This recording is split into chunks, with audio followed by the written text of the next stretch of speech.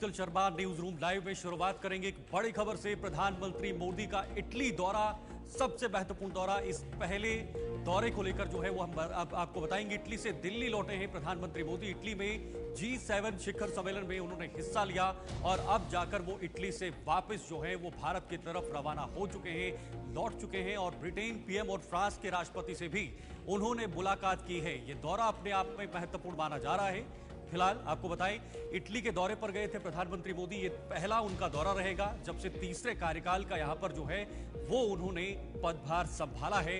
तीसरी बार प्रधानमंत्री मोदी जब बने हैं उसके बाद का ये पहला दौरा। और सभी जितने भी विशेषज्ञ हैं, जितने भी एक्सपर्ट्स हैं, उनका कहना है कि ये दौरा अपने आप में बहुत ज्यादा महत्वपूर्ण है। इसलिए भी क्योंकि जो विदेशी नीतियां जो पहले से ही 2014 में जब प्रधानमंत्री मोदी ने कमान संभाली थी, उसी से तब से ही इंटरनेशनली डिप्लोमेसी को स्ट्रांग करने की कोशिश जो है वो की जा रही है। पीएम का इटली दौरा, प्रधानमंत्री मोदी इटली से भारत रवाना हो चुके हैं। ये दौरा अपने आप में एक बहुत महत्वपूर्ण दौरा रहा है। पीएम मोदी ने टेक्नोलॉजी पर इसमें जोर दिया है, एआई पर यानी आर्टिफिशियल इंटेलिजेंस को लेकर भी जोर दिया है। टेक्नोलॉजी मनुष्य को चांद तक ले जाने का साहस देती है। ये तमाम तरह की बातें प्रधानमंत्री मोदी ने इस दौरे पर कही हैं। मगर साइबर सिक्योरिटी जैसी चुनौतियां भी पैदा करती हैं, इस पर भी हमें देखना होगा, इस पर ध्यान रखना बेहद ज्यादा जरूरी है।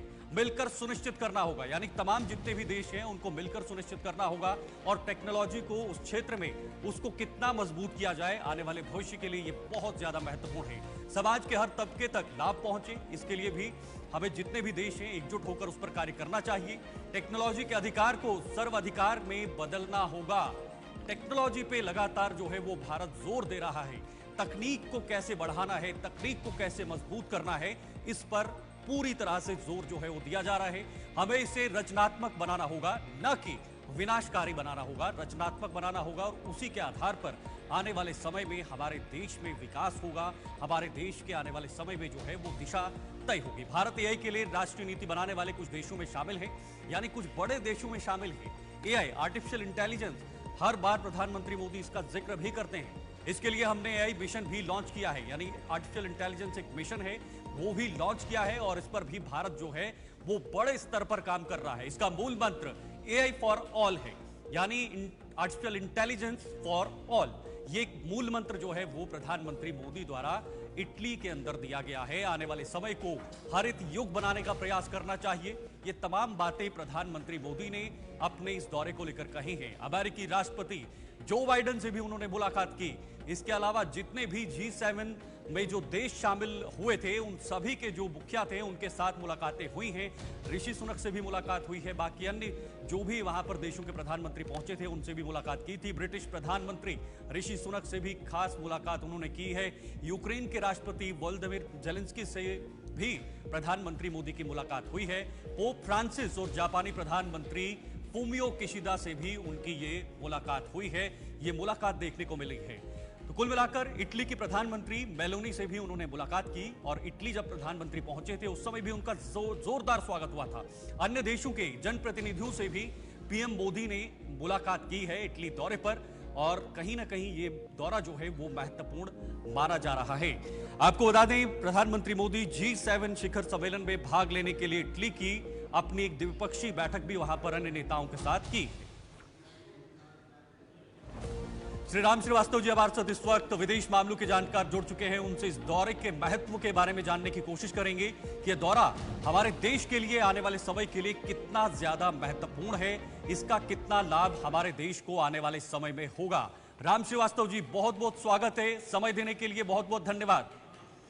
राम श्रीवास्तव जी, कितना महत्वपूर्ण दौरा है इटली का ये दौरा, और पहला दौरा तीसरे कार्यकाल में। एक 2014 से अब तक की बात करें तो लगातार पीएम मोदी ने अंतर्राष्ट्रीय पटल पर देशों के साथ मुलाकात करके, सभी जितने भी बड़े बड़े देश हैं उनसे मुलाकात करके भारत को आगे ले जाने का कार्य किया है। और यहां पर भी तीसरे कार्यकाल में भी इसी तरह का एक दृश्य जो है वो देखने को मिला है। इस दौरे के महत्व के बारे में सबसे पहले मैं जानना चाहूंगा। शीतल जी, देखिए, हमारे प्रधानमंत्री जब भी विदेश यात्रा पर जाते हैं उनका कुछ ना कुछ खास मकसद होता है। दूसरे देशों के जो राष्ट्राध्यक्ष हैं उनसे मिलकर राष्ट्र हित में क्या क्या महत्वपूर्ण काम किए जा सकते हैं उसका एक वो मसौदा तैयार करके ले जाते हैं, रोड मैप तैयार करके ले जाते हैं। उसके अंतर्गत वो सब काम होता है। सबसे यहाँ इम्पोर्टेंट जो मुद्दा है वो यूएस के जो राष्ट्रपति हैं बाइडेन साहब, उनसे जो चर्चा हुई है इंडो पैसिफिक रीजन में चीन के बढ़ते हुए प्रभाव, उसकी नजर को कैसे हम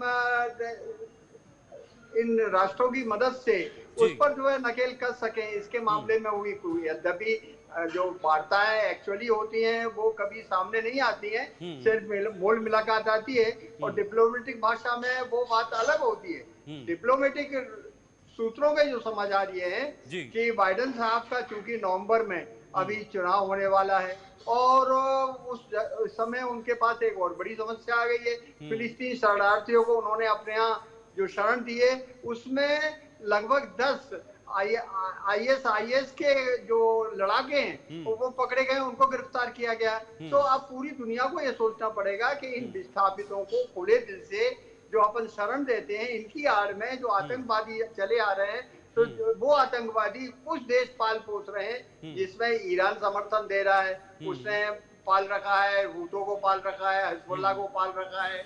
इधर पाकिस्तान जो है तालिबानी जितने भी आतंकी लड़ाके थे उनको हमारे देश में भेजने की कोशिश कर रहा है। इन सब समस्याओं पर भी निश्चित रूप से कूटनीतिक क्षेत्र में विचार हुआ होगा। श्रीवास्तव जी, अगर हम डिफेंस के दृष्टिकोण से देखें या फिर जो कहीं ना कहीं आदान प्रदान दो देशों के बीच होता है उस दृष्टिकोण से देखा जाए तो क्या लगता है कितना महत्वपूर्ण है और किन किन मुद्दों पर जो है वो बातचीत हुई होगी इस दौरे पर? देखिए, फ्रांस, जर्मनी और जापान, इन लोगों से हमारी जो चर्चा हुई है, बायलैटरल चर्चाएं भी हुई हैं, उनमें निश्चित रूप से इन देशों से हमारे सुरक्षा संबंधी जो समझौते हैं उनके क्या भविष्य में क्रियान्वयन होगा, उनका क्या रूप होगा और भारत की क्या आवश्यकताएं हैं, उनके हिसाब से। अब जैसे उदाहरण के लिए आप ले लीजिएगा, सुनक साहब से चर्चा हुई। ऋषि सुनक जो है निश्चित रूप से भारतीय मूल के हैं, उनकी सहानुभूति हमारे प्रति होना आवश्यक भी है, लेकिन उसके साथ हमने उनसे जो एग्रीमेंट करने की पहल की है, फ्री ट्रेड एग्रीमेंट, जो कि भारत के लिए बहुत आवश्यक है, वो पल से जो उनकी विजिट हुई है, ठीक है, वो अपने आप में श्रीवास्तव जी, लगातार AI और टेक्नोलॉजी पे प्रधानमंत्री मोदी जो है वो जोर दे रहे हैं, तो क्या ये पहल जो है ये आने वाले समय में भारत के भविष्य के लिए बहुत ज्यादा कारगर हो सकती है? प्रधानमंत्री मोदी हर बार जिक्र करते हैं। देखिए, आज जो हमारे यहाँ UPI सिस्टम है, इस तरह का सिस्टम कहीं भी दुनिया में नहीं है, और जहाँ है वहाँ इतना सफल नहीं है जितना भारत में है। तो आगे आने वाला जो भविष्य दुनिया का वो डिजिटल करेंसी का है, और वो भारत ने सबसे पहले करके देखा है। हमारे यहाँ G5 आ गया, G6 आ गया, और अब AI का सबसे ज्यादा महत्व जो है राष्ट्र की सुरक्षा के लिए बहुत आवश्यक है, क्योंकि अब भविष्य में जो युद्ध होंगे वो जो है जमीनी युद्ध से ज्यादा अंतरिक्ष के युद्ध होंगे, और उसमें AI का उपयोग होगा। लेकिन हमारे प्रधानमंत्री का, जैसा पोप पॉल साहब का भी कहना है, वो जो पोप पॉल फ्रांसिस को भारत में इन्वाइट किया है, ये अपने आप में बहुत बड़ी चीज है। ठीक है राम श्रीवास्तव जी, बहुत बहुत शुक्रिया आपका समय देने के लिए और ये महत्वपूर्ण अपनी बातें सामने रखने के लिए। जिस तरह से प्रधानमंत्री मोदी ने इटली दौरे पर जो है वो अपनी महत्वपूर्ण बातें कही हैं, AI और टेक्नोलॉजी पर जोर दिया है, ऐसे में ये पहल भारत के लिए आने वाले समय के लिए कितनी ज्यादा कारगर होगी ये भी देखना होगा। आगे बढ़ेंगे, एक बड़ी खबर का रुख करेंगे। इस वक्त बड़ी जानकारी आ रही है, आपको बताना चाहेंगे जिस तरह से यूपी में आज RSS प्रमुख से CM योगी आदित्यनाथ मिलेंगे। एक बार फिर से बीजेपी और RSS जो है वो आमने सामने है, लेकिन यह दौरा बहुत ज्यादा महत्वपूर्ण। गोरखपुर में मोहन भागवत से ये मुलाकात होनी है। वाराणसी से जो है वो गोरखपुर जाएंगे CM योगी आदित्यनाथ और CM मोहन भागवत से जो है ये मुलाकात करने वाले हैं। ये मुलाकात कितनी अहम होगी, इस मुलाकात में किन किन बिंदुओं पर चर्चा की जाएगी, ये देखना बेहद ज्यादा दिलचस्प है। लेकिन इससे पहले हमने देखा है किस तरह से मोहन भागवत ने एक बड़ा बयान दिया था। जो परिणाम निकलकर सामने आए थे, लोकसभा चुनाव के परिणाम सामने आए थे, उन परिणामों पर मोहन भागवत ने भी अपनी टिप्पणी साझा की थी। और उसके बाद भी RSS के एक बड़े जो नेता थे उन्होंने भी एक बहुत बड़ी बात कही थी। उन्होंने कहा था कि एक तरफ जो कहीं ना कहीं राम भक्त हैं उन्हें भी सबक सिखाया गया है, वो थोड़ा सा अहंकार में है लेकिन सबक सिखाया गया है, उन्हें सत्ता में लाया गया है। लेकिन दूसरी तरफ उन्होंने यह भी कहा था कि राम विरोधियों को इतनी भी सीटें नहीं मिली। लेकिन फिलहाल उस बयान को लेकर उन्होंने यू टर्न लिया है और यू टर्न में कहा है कि अब प्रधानमंत्री मोदी के नेतृत्व में यह देश विकास करेगा, आगे बढ़ेगा। अब सबकी नजरें, दुनिया की नजरें इस मुलाकात पर होंगी कि आखिर मोहन भागवत और सीएम योगी आदित्यनाथ के बीच क्या कुछ बातें होंगी। ये जो आपसी कलह देखने को मिल रही थी पिछले लोकसभा चुनाव के दौरान में और उसके अंतर्गत में, तो इन सब बिंदुओं पर किस तरह चर्चा होगी देश के भविष्य के लिए, क्योंकि लगातार ऐसा विपक्ष भी कह रहा है कि आरएसएस के पास ही बीजेपी की चाबी होती है।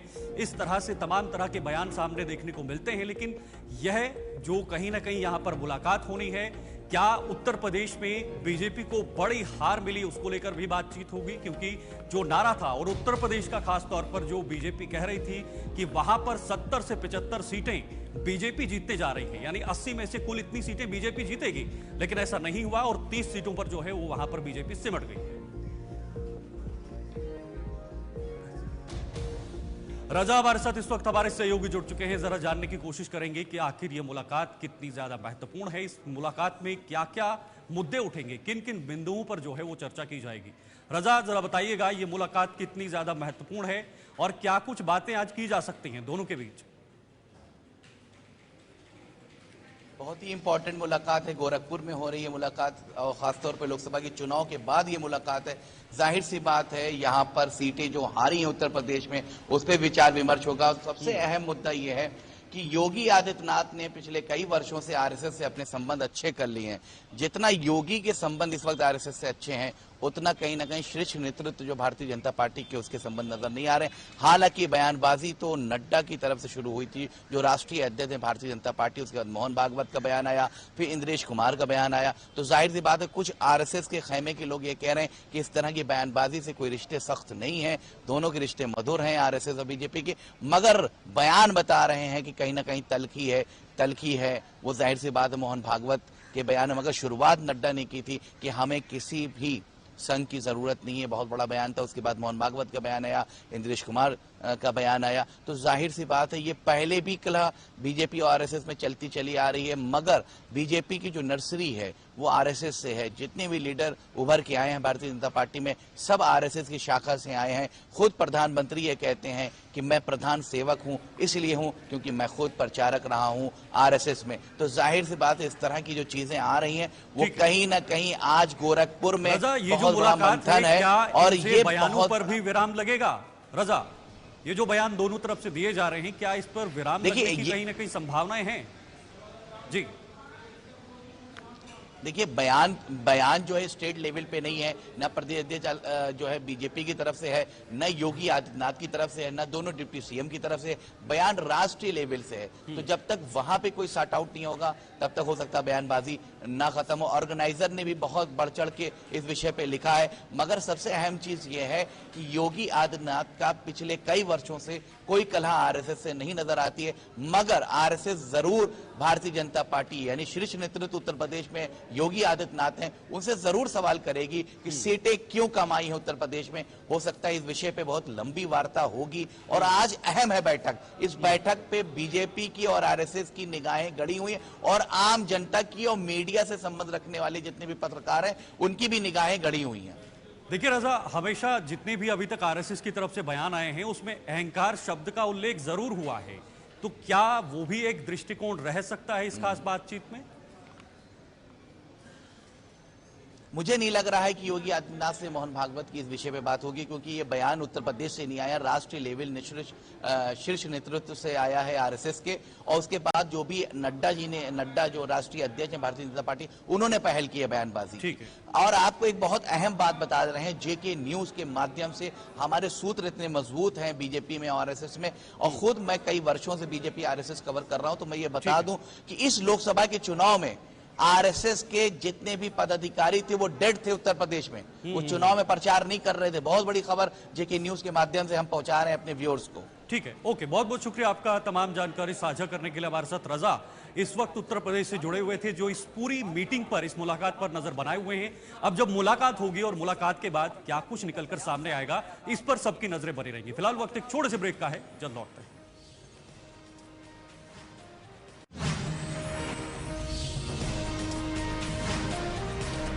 आगे बढ़ेंगे और बात करेंगे अब नीट को लेकर, नीट विवाद को लेकर। अब नया बोर्ड निकलकर सामने आए हैं और इसकी आग जो है वो बिहार तक पहुंच गई है। नीट पेपर लीक मामले में बिहार से तार जुड़े हुए दिखाई दे रहे हैं। बिहार में यूई ने 9 परीक्षार्थियों को नोटिस भेजा है। सबूत समेत परीक्षार्थियों को ऑफिस बुलाया गया है, पूछताछ के लिए ऑफिस बुलाया गया है। आर्थिक अपराध इकाई इस पूरे मामले की अब जांच जो है वो कर रही है, इस पूरे जांच के प्रकरण में जुट चुकी है।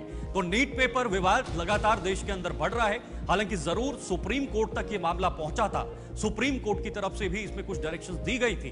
यहां से एनटीए ने अपनी सफाई दी थी, वहां पर केंद्र सरकार में अभी जो शिक्षा मंत्री नियुक्त हुए हैं, दूसरी बार वो फिर से कार्यकाल संभाल रहे हैं, लेकिन उन्होंने भी अपनी तरफ से एनटीए को जो है वो क्लीन चिट दी थी। लेकिन यहां पर ये तार अब खुल रहे हैं, ये जड़ें और ज्यादा बढ़ रही हैं और ज्यादा जो है बाकी राज्यों में भी पहुंच रही हैं।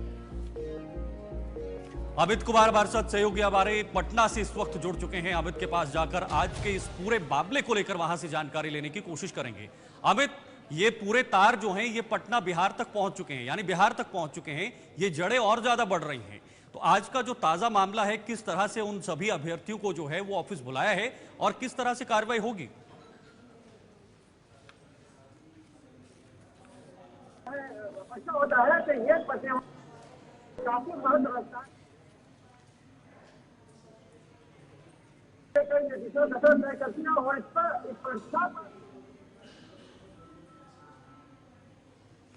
जी अमित, सुन पा रहे हैं आप?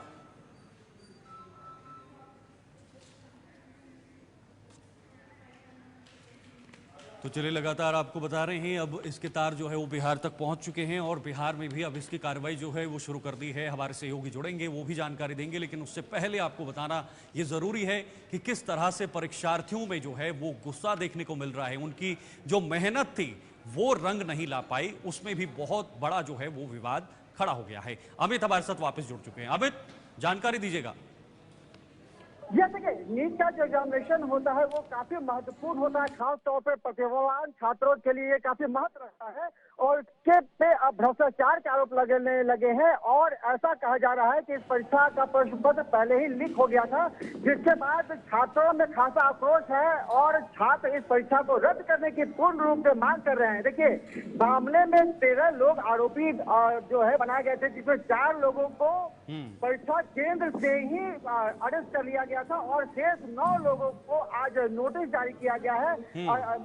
कल नोटिस जारी किया गया था और उन 9 छात्रों को और छात्रों के अभिभावकों को साथ उपस्थित होने का निर्देश दिया गया है और साथ ही उनसे ये पूछताछ होगी कि आखिर ये परीक्षा जो प्रश्न पत्र का मामला है या नीट से संबंधित जो उंगली उठ रहे हैं इस परीक्षा पर, तो उसमें क्या कुछ मामला सामने।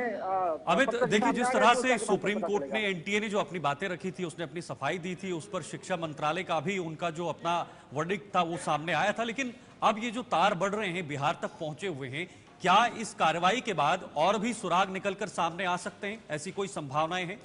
निश्चित तौर पर कि आने वाले समय में शीतल कई राज खुलेंगे, क्योंकि जो ईओयू है वो काफी गंभीर है और ईओयू के जो डीआईजी है मानवजीत सिंह ढिल्लों, उनसे मेरी बात हुई तो उन्होंने कई बातों का रहस्योद्घाटन किया, कई बात मौखिक रूप से बताए और आने वाले समय में कई रहस्योद्घाटन होने की बात सामने आ रही है। इसको लेकर जो परीक्षार्थी है वो काफी आक्रोशित है और पटना में आज इसको लेकर धरना प्रदर्शन और पुतला दहन कार्यक्रम में छात्रों के द्वारा रखा गया। तो देखिए, काफी महत्वपूर्ण मामला है। नीट का एग्जामिनेशन जो हुआ है, अब इस पे चूंकि सवाल खड़े होने लगे हैं और साथियों बता दें कि 25 मई को ये जो एग्जामिनेशन, माफ कीजिएगा 5 मई को ये एग्जामिनेशन हुआ था। तो इससे पहले 4 तारीख को ही कुछ छात्रों को इसके जो उत्तर शीट होते हैं, जो आंसर शीट होते हैं, वो उपलब्ध करा दिए गए थे। तो इस आरोप के आधार पर जो है ये सारा मामला का उद्घाटन होने के लिए ईओयू हर संभव प्रयास कर रही है। ठीक है अमित, बहुत बहुत शुक्रिया। आप इस पूरे प्रकरण पर नजर बनाए रखिएगा, क्योंकि ये बच्चों के भविष्य का सवाल है। जो अभ्यर्थी इन्होंने जिसमें परीक्षा दी है उनका सवाल है, उनके भविष्य का सवाल है कि आखिर जो उन्होंने मेहनत की थी उसका फल उन्हें मिलता है या नहीं। आगे बढ़ेंगे। दिल्ली में जल संकट पर सियासत जारी है, अभी भी वहां पर जो मामला है वो हल नहीं हुआ है। जल संकट को लेकर कांग्रेस का प्रदर्शन भी अब देखने को मिल रहा है। कांग्रेस पार्टी ने मटका फोड़ प्रदर्शन किया है। ये दिल्ली सरकार के खिलाफ, दिल्ली सरकार और भाजपा के खिलाफ ये मोर्चा खोला गया है। तो आप तस्वीरों में देख सकते हैं कांग्रेस के जितने भी वहां पर कार्यकर्ता हैं, जो बड़े नेता हैं, वो वहां पर जो है वो सड़कों पर उतर आए हैं, प्रदर्शन कर रहे हैं, क्योंकि दिल्ली के लोग लगातार पानी की बूंद के लिए तरस रहे हैं और इसी के चलते आज ये प्रदर्शन कांग्रेस की तरफ से किया जा रहा है। तस्वीर आपके सामने, मटका फोड़ प्रदर्शन किया गया, ये बीजेपी के खिलाफ और कांग्रेस के कहीं ना कहीं जो कार्यकर्ता हैं वो केंद्र सरकार के खिलाफ भी प्रदर्शन कर रहे हैं। इससे पहले सुप्रीम कोर्ट ने भी ये डायरेक्शन जारी की थी, जिसमें हरियाणा सरकार हो, हिमाचल सरकार हो या उत्तर प्रदेश सरकार हो, उनको कहा गया था कि बहुत जल्द आप दिल्ली के लिए जो है वो पानी छोड़ें। उसमें उत्तर प्रदेश सरकार ने अपनी सफाई दे दी है, उन्होंने कहा है कि हमें जितना पानी देना है वो दे रहे हैं, लेकिन हरियाणा की तरफ से एक बहुत बड़ी यहाँ पर जो है वो चिंता नजर आ रही है। हिमाचल ने भी पानी देने से मना किया है। हिमाचल ने कहा है कि हमारे पास एक्स्ट्रा पानी नहीं है, तो हम एक्स्ट्रा पानी कहां से दें, दिल्ली वासियों को कहां से पानी दें। दूसरी तरफ दिल्ली सरकार इस पर कोशिश कर रही है कि कैसे हम दिल्ली वासियों को जो है वो उनको पीने का पानी मुहैया करवाया जाए। उज्जवल हमारे साथ इस वक्त जुड़े हुए हैं, वो ग्राउंड जीरो पर हैं, जहां पर कांग्रेस के जो नेता हैं वो प्रदर्शन कर रहे हैं। सीधे उज्जवल के पास जाना चाहूंगा। उज्जवल, तस्वीरें दिखाइएगा और वहां पर किस तरह से कांग्रेस अब प्रदर्शन कर रही है सरकार के खिलाफ। बिल्कुल ठीक शीतल, देखिए राजधानी दिल्ली में जो पानी का संकट है, जल संकट है, वो लगातार बढ़ता जा रहा है। दिल्ली के जो लोग हैं वो बूंद बूंद के लिए तरस रहे हैं, पानी की किल्लत इस कदर हो गई है। देखिए इस वक्त जो हमारी मौजूदगी है वो राजधानी दिल्ली में जो यूसुफ सराय जो इलाका है वहां पर पड़ती है, और आप मेरे पीछे देख सकते हैं कि जो दिल्ली कांग्रेस के अध्यक्ष है देवेंद्र यादव, उनके नेतृत्व में एक जो है प्रदर्शन का आह्वान जो है वो किया गया है कांग्रेस पार्टी की तरफ से। 280 जो ब्लॉक है दिल्ली के, वहां पर कांग्रेस पार्टी ने जो है वो मटका फोड़ प्रदर्शन किया है। एक बार मैं कैमरा पर्सन से कहूंगा दिखाने के लिए, आप ये देख सकते हैं कि यहाँ पर आप देख सकते हैं मटका फोड़कर जो है वो कांग्रेस पार्टी ने प्रदर्शन किया है। तस्वीरें आपके सामने ये देखिए, देवेंद्र यादव जो कि अध्यक्ष है दिल्ली कांग्रेस के, वो आपको यहाँ पर दिखेंगे। इस जो प्रदर्शन है उसका नेतृत्व कर रहे हैं लोग भी यहाँ पर जुड़े, और देख सकते हैं यहाँ पे तख्तियां लेकर जो है वो लोग आए हैं। पानी के लिए दिल्ली बेहाल, टैंकर माफिया मालामाल, क्योंकि टैंकर माफिया को लेकर भी जो है वो सियासत काफी ज्यादा गर्मा चुकी है। लोग जो यहाँ पर आए हैं उनसे भी बातचीत करने की कोशिश करते हैं, क्या कुछ उनका कहना है इस प्रदर्शन में, आखिर वो आके जुड़े हैं, क्या उनका कुछ कहना है। सर क्या नाम है आपका, क्या कहेंगे सर? सर तराई तराई मछली है, पानी की समस्या है, इतनी भीषण गर्मी के अंदर पानी का कोई बंदोबस्त नहीं है, दुनिया चिल्ला रही है इतनी भयंकर गर्मी के अंदर। कम से कम सेंट्रल गवर्नमेंट और दिल्ली गवर्नमेंट, इनको इस चीज का ख्याल रखना चाहिए। इनको पहले प्लानिंग करनी चाहिए इस चीज की कि अब गर्मी का जून जुलाई का महीना आ रहा है, हमें पानी का अरेंजमेंट करके रखना चाहिए। जब इनके सिर के ऊपर पड़ती है तब ये सोचते हैं कि क्या करना चाहिए। तो आप लेकिन दिल्ली सरकार पर सवाल उठा रहे हैं इंडिया ब्लॉक के जमीनी स्तर से जुड़ने के लिए, ग्राउंड लेवल से जुड़ने के लिए जी उज्जवल हमारे साथ जुड़े हुए थे, जो इस वक्त दिल्ली से तस्वीरें दिखा रहे थे, जहां पर कांग्रेस जो है इस वक्त प्रदर्शन कर रही है। और कांग्रेस का कहना है कि दिल्ली के लोग पानी से बेहाल हैं, लेकिन जो टैंकर माफिया हैं वो मालामाल हैं। आज के लिए न्यूज रूम लाइव में फिलहाल के लिए इतना ही, मुझे दीजिए इजाजत, नमस्कार।